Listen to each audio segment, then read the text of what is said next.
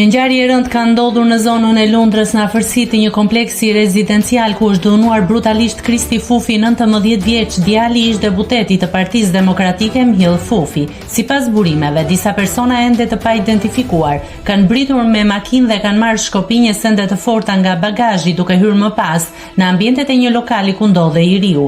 Pasi e kanë gjetur e kanë sulmuar fizikisht duke i shkaktuar plagë të rënda.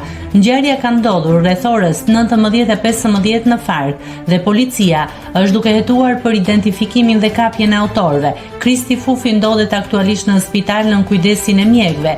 Gjendja e tij shëndetësore nuk është bërë publike. Informacion paraprak. Rreth orës 19:15 në Fark, në afërsitë e një kompleksi, persona ende të paidentifikuar janë përfshirë në një konflikt, dyshohet me sende të forta. Si pasojë është dëmtuar shtetasi KF, rreth 19 vjeç, i cili ndodhet në spital nën kujdesin e mjekëve. Grupi hetimor ndodhet në vend ngjarje dhe po punon për sqarimin e rrethanave të rastit, si dhe identifikimin e personave të përfshirë në konflikt. Nëse klikoni mbi butonin subscribe, do t'ju shfaqen të gjitha publikimet tona.